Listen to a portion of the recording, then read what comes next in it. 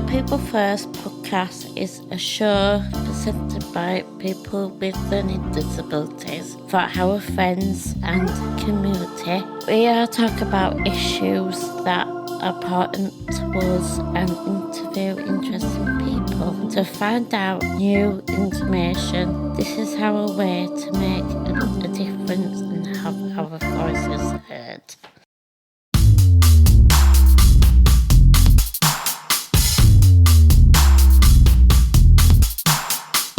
Hello, and welcome to the People First podcast. A few weeks ago, we visited the People Powered Press in Tokyo and did some work there. We are delighted that Antony from PPP is joining today for an interview. Welcome, Antony. Thank you for talking to us today. Thanks for having me. Can you introduce yourself, please? What is your job role? Yeah, my name's Antony Dunn, and this is the hardest question on the list. What is my job role? I don't really know. I've never been given a job title, so I do everything, really, at the People Powered Press, and I have a colleague, Ollie, who does the sort of creative direction bit of it. So he's responsible for all the big decisions about how things look that we make at the People Powered Press, and I sort of do everything else, from making enormous prints to cleaning the toilets. What is the People Powered Press? That's another good question. The People Powered Press is actually the largest letterpress printing press in the world. We do have a Guinness World Record for having the largest letterpress printing press in the world. And it's really a very simple bit of machinery in a sense. It is just a rectangle of empty space in a big steel table that you can put things in, letters or shapes made of metal or wood, and you can print from them onto enormous sheets of paper or small sheets of paper, whatever you want. But that's it, really. It is very simply a printing press in a workshop space. And we do all kinds of different work with all kinds of different people at the People Powered Press. How did you start working with the People Powered Press? How did I start working at the People Powered Press? Well, I used to work for an organisation called Yorkshire Dance in Leeds. And in the room next door to Yorkshire Dance, there was a design studio called Split. And Split did a project in 2018 called These Northern Types, which did an awful lot of things, but included creating the People Powered Press. And they moved it into the room next to Yorkshire Dance. And I had worked with the design studio to do some visual identity and branding work for Yorkshire Dance. And I got on really well with Ollie, who runs Split, the design studio. And one day he just said, "Will you come and work for me? There's no job description." And what he wanted was someone to make the People Powered Press into more than just a sort of hobby project for the design studio and turn it into a real thing in its own right. So ever since then, that's been my job, to make sure that the People Powered Press is busy and engaging with people and making things all the time and just being a real presence. And during the pandemic, we moved from our little tiny studio in central Leeds out to a big new place that you guys know in Shipley, where there's lots of space to move around and wield enormous sheets of paper and dry hundreds of new prints at a time and all of that. So I used to work 5 days for the design studio every week, and we're gradually moving me from the design studio to the People Powered Press. So now I work 2.5 days a week for Split, the design studio, and 2.5 days a week for the People Powered Press. And gradually, we're going to get to a place where my job is 5 days a week at the People Powered Press. And then we'll be really busy. So watch out for that. What work do you do at People Powered Press? Well, there are lots of things. Some of them not very interesting, to do with just running a business. But the interesting stuff is really the most important thing in the people-powered press's life, and that's working with groups of people from all sorts of different communities who've got important and interesting things to say about the world and about their place in it, and to help them to say those things in a really unusual way, which is to print their words that they have come up with themselves, really, really big, and then stick them up in public spaces, and to give those groups of people a really unusual way of expressing what they have to say to the rest of the world. So that's really at the heart of what we do.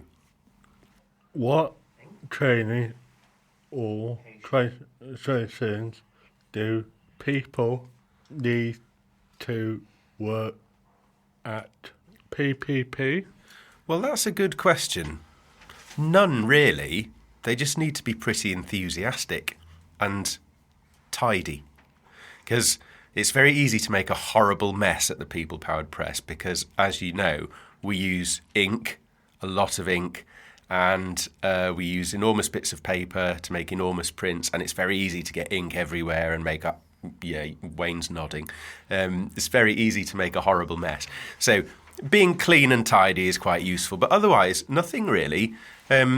I've got no qualifications or training at all in making prints. I've just learnt it all since I joined the organisation in 2019, just by practising. And you guys came along, you made prints, and by the end of the day, you could have done it without me. That was all the training you needed, really. So not a lot, just a little bit of having a go. What is your favourite part about working at PPP?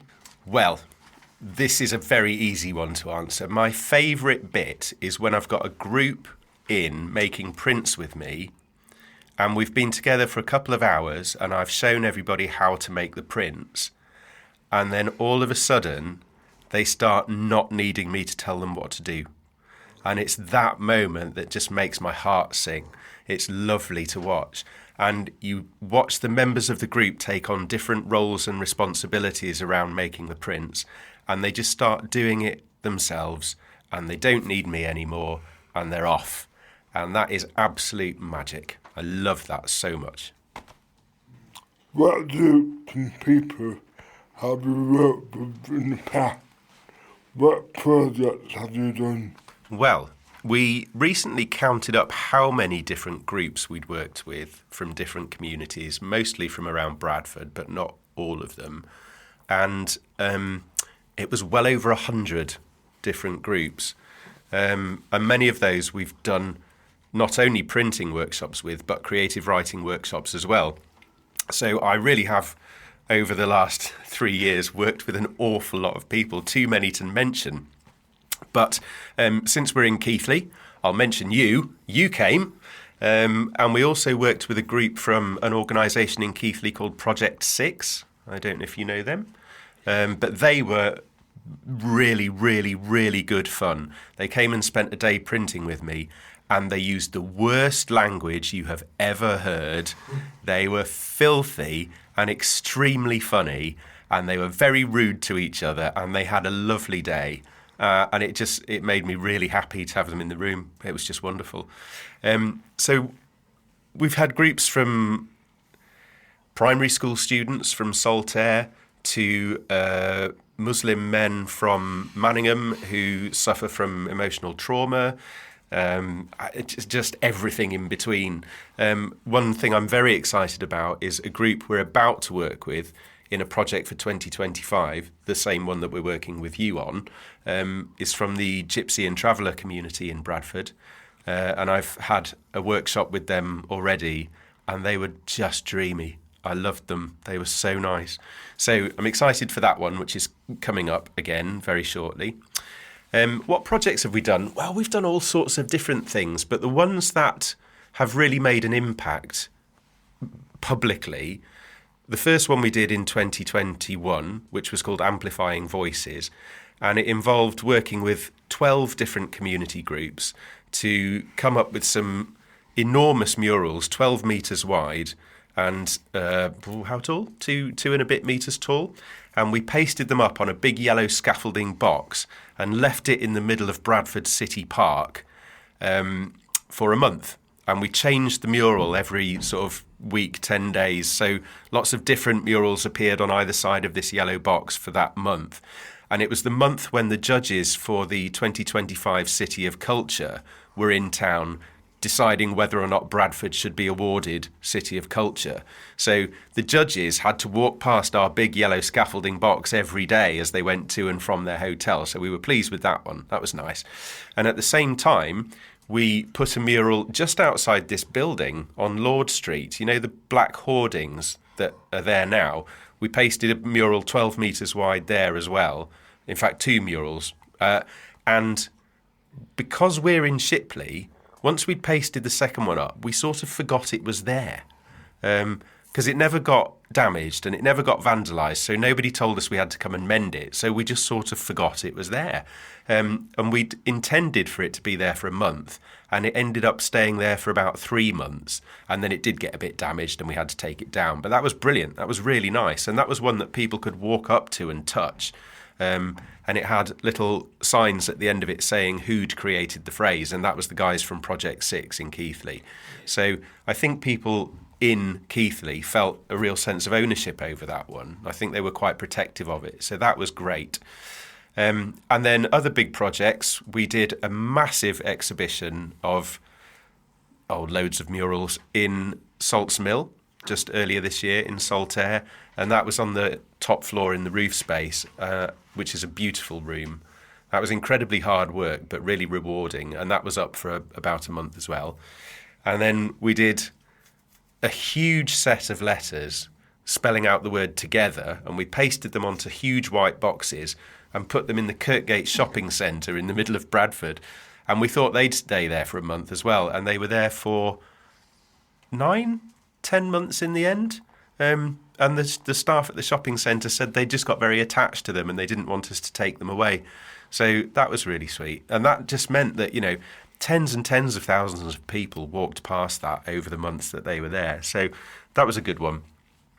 But then there are all the little projects as well, the ones that people don't really see, where we get groups in and we make prints and they take them away and they hang them in their own buildings or the places where they normally meet.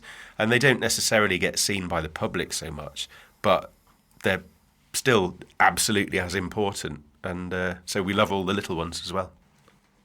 What is your favourite piece of work you have done? Yeah, now, I can't decide about this one because I love them all for different reasons. So I genuinely don't know how to answer this one. But you see, I was thinking about this earlier and I couldn't decide, and now I can't decide. So I will say we took the big yellow scaffolding box to Temple Newsome, which is a really big sort of stately home in Leeds, and it's just round the corner from my house, which is nice.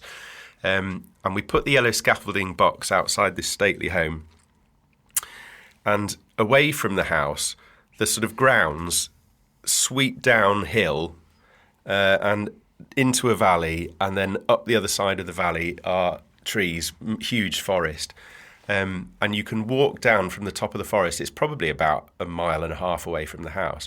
You can walk down through the forest, down into the valley and up the lawns to the house. And you could see the yellow box from that sort of 1.5 miles away. And there was something really spectacular about that, which I did really enjoy. But on the other hand, I really love it when I see our work up in a busy city centre street as well. You know, it's just, they're all different. I love them all. I love them all. Will that do as an answer? Can I love them all equally? Great, thanks.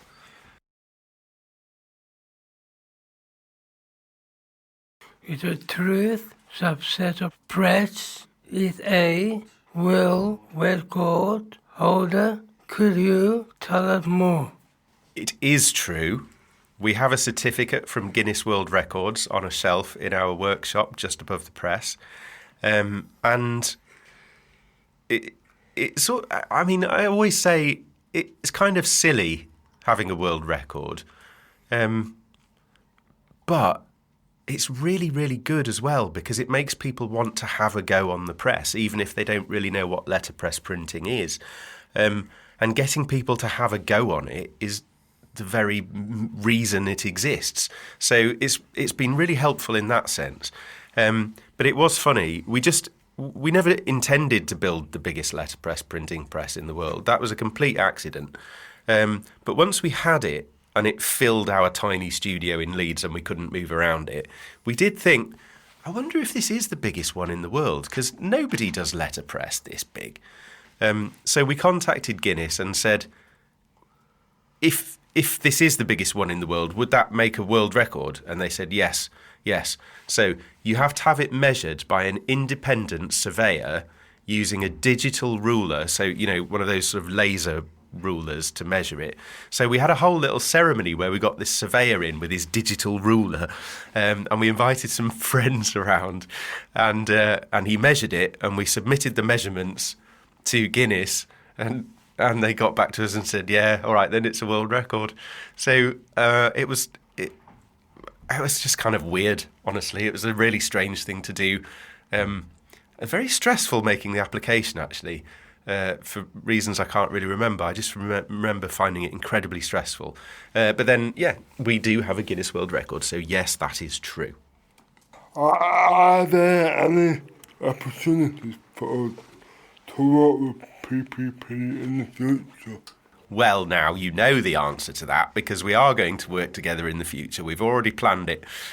So we have been funded by Bradford 2025 to work with 4 groups, of which you are one, starting sort of now and working through into the beginning of 2025 to come up with some new poetry and prose, which we're going to do quite soon. So I'm going to come and run a workshop with you, and we'll come up with some new poetry. Coming out of that poetry, we'll come up with a single phrase that gets to the heart of whatever issue we've explored in your poems and your prose. And then you will come back to the People Powered Press and help me print the letters of that phrase at very big sizes, probably 1.5 meters tall each letter will be. And then we need to find an indoor location somewhere in Bradford to display that mural sometime early in 2025. And hopefully, if I can find the right place, and I haven't yet, if I can find the right place, your mural will stay up for the whole of 2025, so that you're contributing to the City of Culture experience just the same as all the other artists contributing to Bradford 2025. So that's the plan, but I do need to find an indoor venue. So I'd ideally like to find somewhere in Keighley for yours. That would make most sense. So if you have any ideas about somewhere we can put a 12-metre wide mural indoors, do let me know. What are your plans for the future at PPP? World domination. I don't mean world domination, really. But what we're planning to do is, after we've done this Bradford 2025 project in the first few months of 2025, we are planning, and this is subject to getting some money from somewhere, we're planning to take the People Powered Press to Salford in late summer, I guess, next year, and do a big exhibition and work with lots of community groups down there. But taking the People Powered Press to Salford means lorries and engineers, and it's a big job, so I'm feeling a bit nervous about that one. And then we're planning to start possibly every year, taking the press to different festivals around the north of England, and ideally places that have a sort of rich industrial heritage, where the People Powered Press would make a lot of sense as a machine being there. So we're looking at some of the big festivals in Stockton-on-Tees, Hull and other places, but we've got so much to think about for Bradford 2025. We're just they're the vaguest of ideas in a way at the moment, and we'll get to them in a bit. But the very next thing we're doing is to do a big mural at Leeds Industrial Museum, where they've had a new flood wall installed to protect the museum from the river. And we've been asked to make a 24-metre wide mural for their flood wall, which I have made, and it's all lying in piles in the workshop at the moment, and we're going to be pasting it up, if the weather's good enough, next week. So that's the next thing. And then all of world domination will have to follow later. How can someone get in contact to find out more information or get to vote? Well, the easiest way is just to look at our website, which is www.thepeoplepoweredpress.org. And there's a page on there called Contact, and you'll find our phone number, our email address, and the address of our workshop. And if you want to just pop round and knock on the door, if we're not too busy, we'll let you in and make you a cup of tea. So we'd love to see you anytime. That's all the time we have next week. We would like to say big thank you again, Antony, for visiting us at People First, Keithley Clayton. And for the brilliant session he supported us with the weeks ago. We do hope we can work together to the future. Do you have anything else you want to ask for the show? Only to say that it was one of the happiest days of my working life when you guys came to visit. It was so much fun, and I so enjoyed having you there, and I just can't wait to work with you again. So, and thank you for having me today. It's been lovely to come to your place this time, so thanks for having me. Thank you. Thank you, thank you. Thank you very much, Antony. Thank you for coming. Remember to comment, like, and share on Facebook, Instagram, and Twitter. You can find us by searching for People First Podcast.